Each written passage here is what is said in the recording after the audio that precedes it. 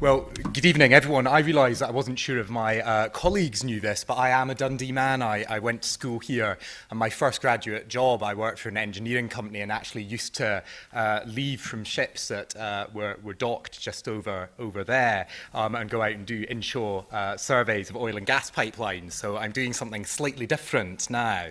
But in a sense, it's change I want to talk to you about, and the change that Dundee has been through in that period over the last decade is probably visually symbolic of the type of change that we've seen in other areas. And I want to look first at our own profession, and then I want to look at the changing legal services market in general.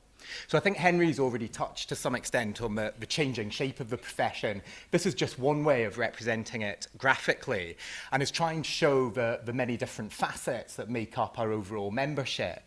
So just to try and draw some things out, over 2,300 of our members, also almost a quarter, now work in-house, whether that's local or central government, whether it's commerce, whether it's not-for-profit. So almost a quarter of the members, employed solicitors, working in an in-house setting.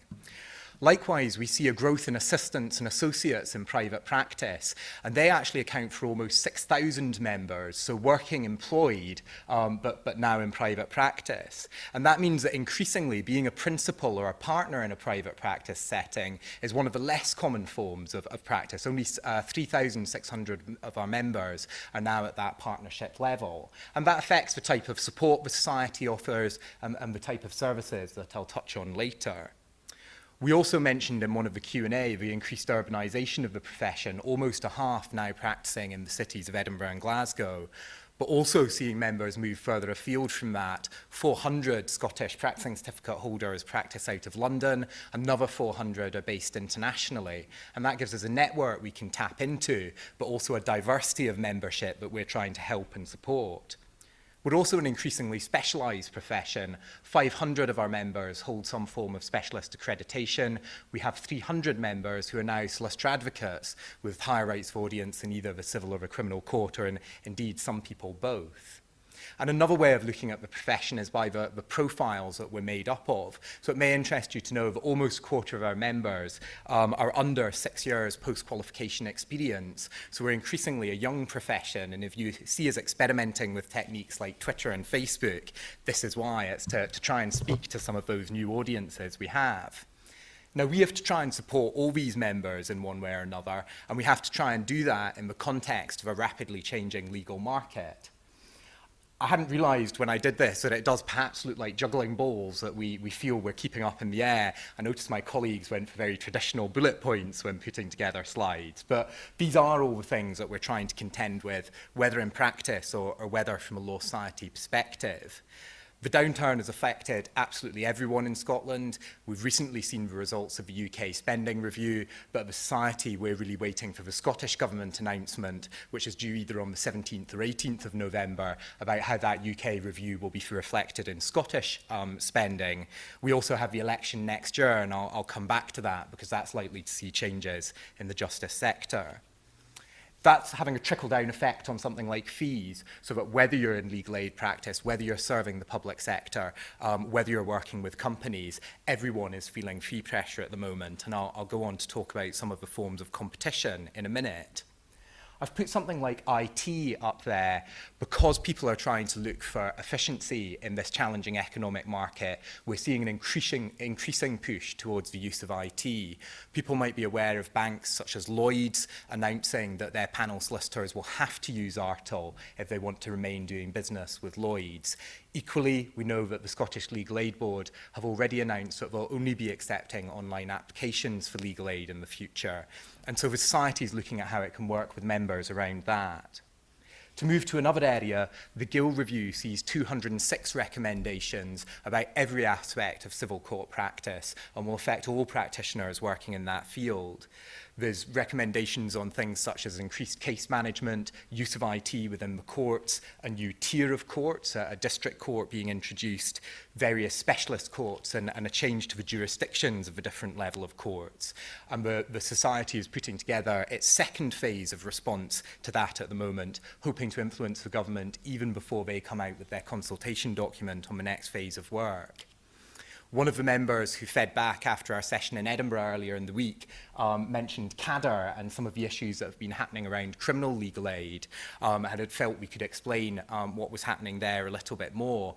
Our communication's going out to all members in the next couple of days to give them an update on that field, and I'm delighted to say we're running another roadshow slightly later in the year to take through and look at some of the implications of that change to detention in a police station and access to a lawyer at that phase.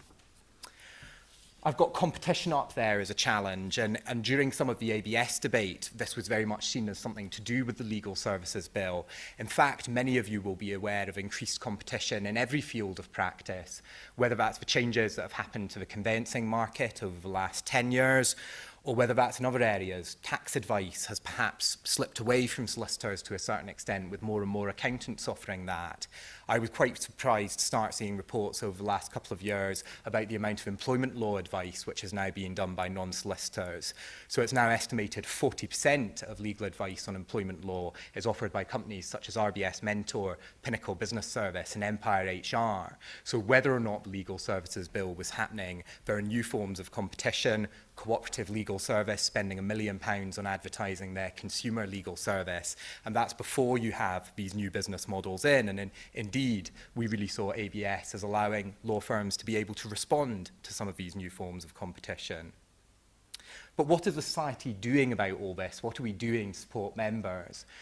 Well, increasingly, we've tried to look at specific offerings for specific groups of members. Thinking about the membership as individuals, it may surprise you to know that our update team now run over 170 events a year, over 7,000 people attending those events. And one of the things that the society will be looking at is how we, along with other providers, can offer trainee CPD, and maybe how we can do that economically, offering packages that bring trainees together, but also provide elements of online learning that they can use in their office to make that as cost effective as possible.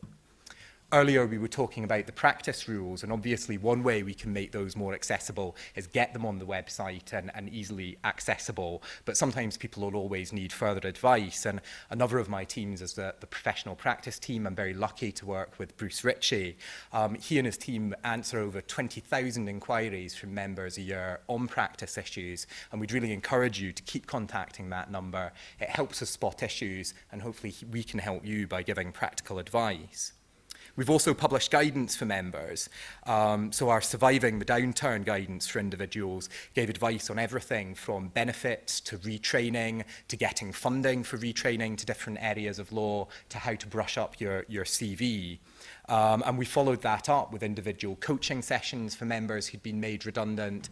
And Lorna and I were delighted to get an email the other day from someone who, having gone to one of those sessions, had changed their strategy for looking for a new job and actually accepted a 9-month post in Jersey that they hoped would convert into a full-time contract. And so just by encouraging people to look further afield, see the skills of Scottish solicitors transferable and valued in a broader context, we were perhaps able to offer a little bit of support to an individual there. We also try and offer support to firms and the organisations employing solicitors, and I'd thank anyone in this room who perhaps responded to the cost of time survey we do every year. This is an excellent benchmark of the performance of firms across Scotland and lets you look at your business in the context of what other firms are earning, able to break that down on the basis of geography or practice areas, and we've seen an increasing number of responses to that survey year on year. So we're dependent on you to get the information, but hopefully the value we can offer back is being able to compare your business model and see where you might want to think about changes, or indeed reassure yourself as to how you're doing. We also created something called the Recession to Upturn report. And again, people in this room may have provided case studies to that. We very much looked to firms to provide information on what they were doing and then tried to share that practice across the profession. So this was written by solicitors for solicitors and trying to really pin down those issues onto how to manage a business in the downturn, what sort of information banks would be looking for, how to get the most out of the accountancy services you may use, and so on. We're working to provide direct consultancy and business planning support for firms.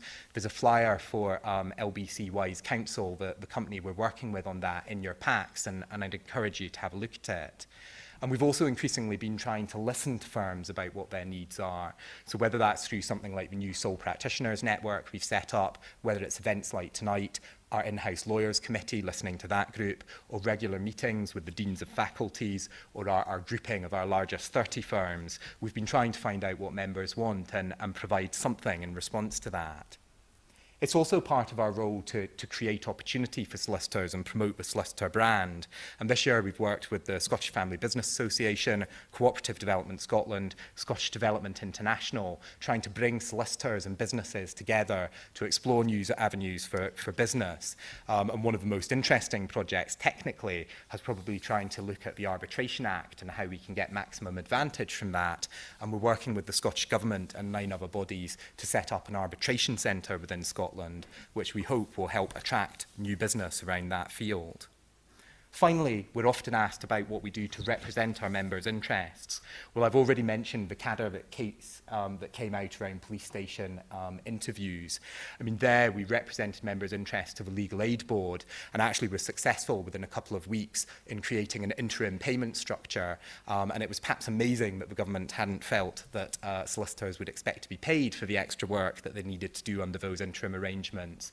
But we worked with them effectively. We created a structure for the interim. And now we're looking at the long term and the review that will be led by Lord Carlaway into what the long-term solutions there are. A couple of final examples might be something like Axo Nobel. That's a case that relates to in-house lawyers and the extent of their professional privilege in certain types of EU competition law cases. The response to that included working with MEPs, MPs and MSPs to flag the importance of legal professional privilege. We're working with European bar associations. We're working with the CBI that represents business interests to try and make sure that legal privilege is understood and valued. I mentioned Gill, where we're submitting a response, and the thing I might end on is the manifesto that we're putting together for the elections next year. So we've been out speaking to members, listening to experts to try and put together a series of challenges for the politicians before they launch their party political manifestos to be influencing right from that earlier stage. I mean, with the volume and quantity of work going on at the Law Society, I feel lucky to work there. But I think it's important that you don't end up being complacent because of your enthusiasm for the work. So we'd also be encouraging you to get in touch. I think Jamie might have used the phrase of being demanding members or demanding customers. But we are here, we are your Law Society. And one of the questions in the feedback forms you'll get from tonight coming out electronically is what more we can be doing for you. So use that, prompt us into action and get the most from your society. But thank you for now.